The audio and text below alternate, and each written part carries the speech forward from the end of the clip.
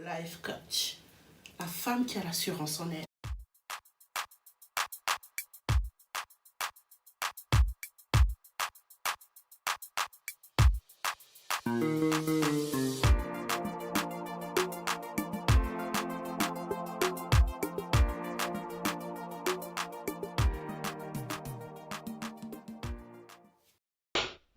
Bonjour, j'espère que vous allez bien. Moi, je vais très bien ce matin. Comment vous allez, mes miroirs? Dites-moi en commentaire comment vous vous portez, si tout va bien. Si ça ne va pas, dites-moi ce qui ne va pas ou écrivez-moi sur mon Instagram et on pourra échanger. Et je pourrai vous apporter ma modeste contribution pour que vous puissiez aller bien. Ne l'oubliez pas, écrivez-moi sur Instagram ou sur mon Facebook et moi je vous répondrai avec plaisir. Vous pourrez me raconter ce qui ne va pas, je pourrais vous donner des conseils et puis voilà. Ne l'oubliez surtout pas, je suis free. Je n'ai aucun souci. Alors, je viens vous raconter l'histoire de deux meilleures amies, intitulée Les deux meilleures amies du monde. Alors, les filles avaient plutôt un bon boulot. Elles se sont rencontrées au lycée. Au lycée, elles ont fait l'université ensemble. Après l'université, les deux sont sorties infirmières. Et c'est une histoire vécue en France. Et un soir, Pauline, il y avait Pauline et Gertrude. Les prénoms sont échangés, bien sûr. Donc, Gertrude était une fille très simple, mais très colérique. Or, Pauline était très simple et docile. C'était un peu ça, la différence au niveau du comportement de l'un comme de l'autre. Et les deux vivaient en famille. Personne ne vivait encore seul. Elles ont pris la décision un soir de sortir parce qu'après avoir eu l'examen, tout de suite, elles ont trouvé un travail. Elles n'avaient pas eu le temps de vraiment profiter de leur diplôme, quoi. Donc, elles sont allées en boîte. En arrivant en boîte, elles aussi, elles font la rencontre de deux meilleures amies. Et les deux meilleures amies entrent en contact avec elles, discutent, échangent, dialoguent et se fixent un autre rendez-vous. Et le rendez-vous arrive, chaque personne pas individuellement, le deuxième rendez-vous collectivement, le troisième rendez-vous individuellement, etc. Ils apprennent à se connaître. Et maintenant, Pauline, très simple, très sympa, son gars aussi qu'elle a rencontré, très simple et très sympa, parviennent à être soudés. Très rapidement, le couple commence vraiment, l'amour commence à s'installer, quoi. Et l'homme, sachant déjà ce qu'il voulait, il n'a plus perdu du temps. Qu'est-ce qu'il a fait? Il a demandé la fille, donc Pauline, en mariage. Or, Gertrude, le copain de Gertrude, était quelqu'un de beaucoup plus patient. Donc lui, il était là vraiment pour apprendre à connaître qui est la fille avant de vouloir s'engager. Or, l'autre passait beaucoup de temps avec Pauline. Donc, ce qui fait que lui, il a voulu s'engager parce qu'il cherchait véritablement une femme avec qui se poser. Donc, il a fait sa demande. Pauline a accepté. Et ensuite, ils étaient en train d'économiser pour le mariage. Tandis que Gertrude, il n'y avait rien. Donc, Gertrude prenait toujours l'exemple sur Pauline, que oui, regarde ton amie avec Pauline, ils sont déjà loin, Pauline est déjà engagée dans une relation sérieuse, et surtout avec ton amie, ils sont maintenant en train d'économiser pour le mariage, tandis que nous, il n'y a rien, pourtant, nous nous sommes rencontrés le même jour, et voilà quoi. Donc, normalement, on devait être au même stade d'avancement que eux. Son copain dit, écoute Gertrude, moi je suis quelqu'un de beaucoup plus responsable dans quel sens? Je prends toujours mon temps avant de faire les choses. Je ne fais pas les choses parce que je veux faire des choses, je ne fais pas les choses à la va-vite. Non, je veux quelque chose de durable, mais avant de me prononcer, il me faut mûrement réfléchir. Parce que le mariage, c'est pas quelque chose qu'on s'engage du jour au lendemain. Donc moi, je ne peux pas m'engager aussi rapidement, j'ai besoin de temps. Et quand c'est comme ça, Gertrude mal a commencé à lancer des pics sur Pauline. Ouais, mais tu ne vois pas que tu te précipites trop, tu ne le connais pas, regarde ton temps, il y a peu de temps, mais pourtant il t'a déjà fait la demande. Est-ce que tu ne veux pas prendre ton temps avant de l'étudier, de connaître qui il est, avant de pouvoir t'engager? Tu sais, de nos jours, Il y a des hommes qui sont maso, tout de suite il te demande un mariage, il va t'épouser, il va te mettre à la maison, ensuite il va te maltraiter. Donc Gertrude était en train de formater le cerveau de Pauline parce que elle ne pouvait pas avoir la même chose que elle. Donc elle voulait retarder leur union. C'est où Pauline dit, ben écoute, moi je l'aime et je suis sûre qu'il m'aime. Pourquoi attendre si nous savons déjà ce que on veut? Je sais ce que je veux, il sait ce qu'il veut. Et on a décidé de fonctionner ensemble, d'avoir une vie, de pouvoir se poser, d'avoir une relation stable et tout. C'est où Pauline dit à Gertrude que, écoute, moi, je n'ai plus 10 ans, j'ai plus 15 ans, j'ai plus 20 ans, j'ai déjà 33 ans, il va falloir que je me responsabilise. Regarde, à 33 ans, je n'ai pas d'enfant, je n'ai pas d'engagement, je n'ai rien. On a fini l'école il n'y a pas très longtemps. Pourquoi est-ce que je devrais attendre? Moi, je suis prête à me marier avec lui, prête à avoir des enfants et c'est quelque chose que j'ai mûrement réfléchi. Et quand tu dis même que c'est très tôt, ça fait pas comme ça ne fait pas comme si ça faisait que 2 mois qu'on se connaît ou quoi. Ça fait déjà 8 mois qu'on est ensemble, on a appris à se connaître et tout. Et non, bah moi, je prends la décision de le suivre. Tout simplement en un seul mot. C'est où Gertrude dit, ok, bon, vu que ta décision a été prise, moi, je voulais juste essayer de voir avec toi, d'essayer de t'en parler. Tout. Bon, vu que ta décision est prise, il n'y a pas de souci. Bon, dans ce cas-là, je te souhaite tout le bonheur du monde. Pauline a dit merci. Donc, Pauline organise son mariage. Tout se passe bien. Gertrude, elle prend Gertrude comme la témoin de son mariage. Et le mari de Pauline prend le mari de Gertrude comme témoin de son mariage, puisque ce sont les meilleurs amis. Et durant la cérémonie, Gertrude était là pour elle et tout, mais il y avait quelque chose qui n'allait pas. Il y avait quelque chose qui n'allait pas.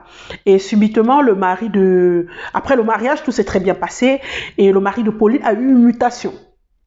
Donc, il fallait changer de ville. Et du coup, Gertrude a mal pris le fait que Pauline doit partir.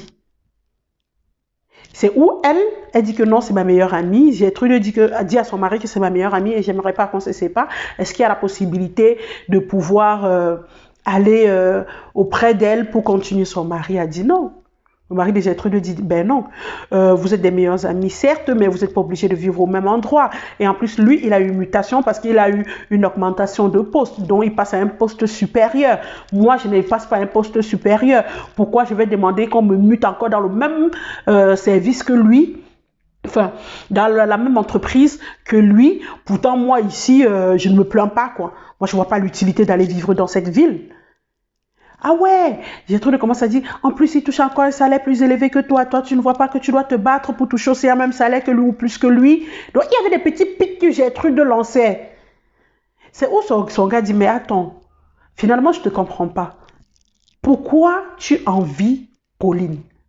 Pourtant, vous êtes des meilleurs amis. Vous avez traversé des choses difficiles comme les bonnes choses ensemble. Pourquoi est-ce que, pour toi, sa vie est comme... comment je peux dire cela? Pourquoi est-ce que sa vie, c'est comme si c'était un modèle pour toi? Donc, en fait, Pauline, c'est un modèle pour toi. Ce qu'elle fait, il faut que tu le fasses, ou bien ce que son mari devient, il faut que je le devienne. Ben non, ce n'est pas ça la vie. Son mari a dit non et non, je ne déménage pas. Si tu vois que tu vas aller vivre dans la même ville, vas-y. Et entre-temps, le gars a commencé à dire à la fille à Gertrude que, écoute, moi je me rends compte que tu es une fille envieuse et que... comme pour ta copine, ça se passe comme ci, comme ça, il va falloir que pour toi aussi, obligatoirement, ça soit comme ça. Moi, je ne fonctionne pas comme ça.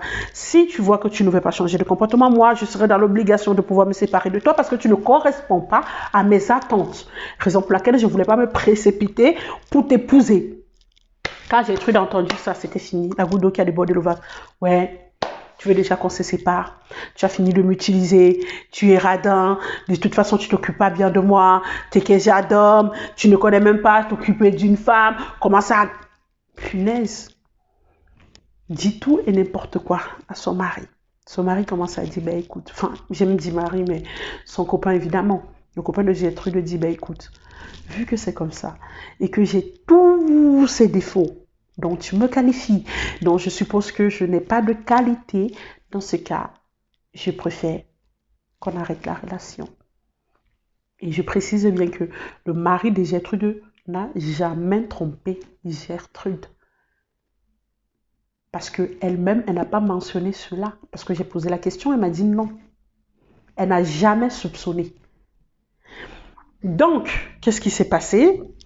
Pauline est partie s'installer dans sa ville, elle est enceinte, Gertrude, et donc ils se sont séparés, Gertrude est partie chez Pauline, et l'ami du mari de Pauline était là pour féliciter au couple, pour l'enfant, et tout, et les deux se rencontrent là-bas, et ça a explosé. Gertrude dit oui, tu voulais juste profiter de moi, tu as pu avoir tout ce que tu voulais, maintenant tu t'alasses de moi, tu es en train de vouloir partir, tu es même déjà parti, je t'appelle, tu ne prends plus, je m'excuse, tu ne veux plus m'écouter et tout, qu'est-ce qui ne va pas, je comprends pas, je te demande pardon, tu ne veux pas. Il a dit je ne veux pas.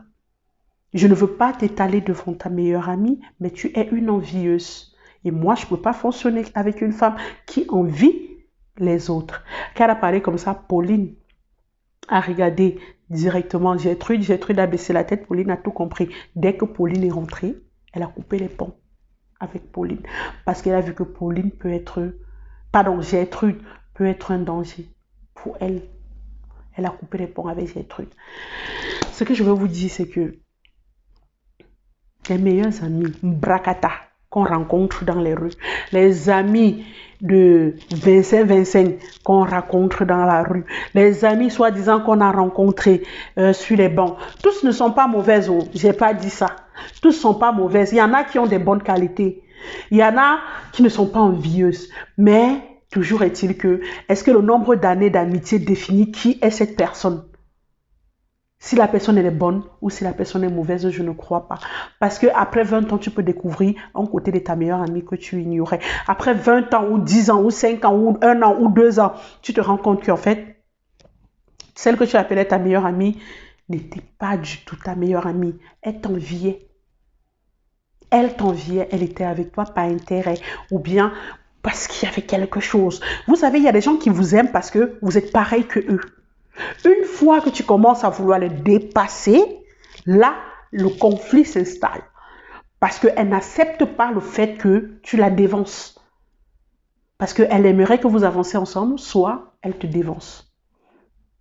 Mais jamais l'autre. Et c'est ça que je dis toujours. Apprenez à connaître qui vous entoure. Ce n'est pas tout le monde qui nous entoure qui veut de notre bien. Ce n'est pas tout le monde qui nous entoure qui veut qu'on progresse dans la vie.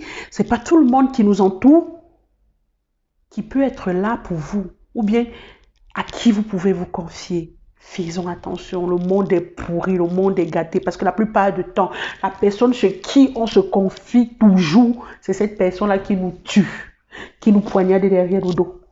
Faisons attention. J'attire votre attention en vous racontant cette histoire pour que vous puissiez vous-même faire des remises en question autour de vous, de tout ce qui concerne vos amitiés, pour que vous puissiez voir qui est vraiment là pour vous quand vous avez des problèmes, qui est vraiment là pour vous quand tout va bien, qui est vraiment là pour vous quand vous ne dormez pas la nuit, quand vous ne dormez pas en journée, quand vous êtes mal, quand vous êtes anxieuse, quand vous êtes soucieuse, quand vous avez des préoccupations. Est-ce que cette personne est là pour vous? Si oui, quel est son comportement vis-à-vis de vous? Est-ce qu'elle a eu déjà un comportement déplacé? Est-ce qu'il y a déjà quelque chose qui a attiré votre attention par rapport à X ou Y raison? Faisons attention. Faisons attention. Ce n'est pas tout le monde qu'on doit embrasser dans nos vies. Ce n'est pas tout le monde qu'on doit accepter dans nos vies. Ce n'est pas tout le monde qu'on doit accueillir chez nous. Non. Les amitiés qu'on rencontre dans les bars restent dans les bars. Les amitiés qu'on rencontre au travail restent dans le domaine professionnel. À moins que la personne puisse vous prouver que vous êtes quelqu'un de digne. Et moi, je dis toujours, on doit s'entourer de tous ceux qui nous correspondent. Parce que si vous êtes ami avec quelqu'un et que cette personne ne vous correspond pas, il y aura des déficits, tout simplement. C'est pour ça que je dis toujours, le miroir reflète qui nous sommes. C'est la seule chose qui ne nous trompe pas.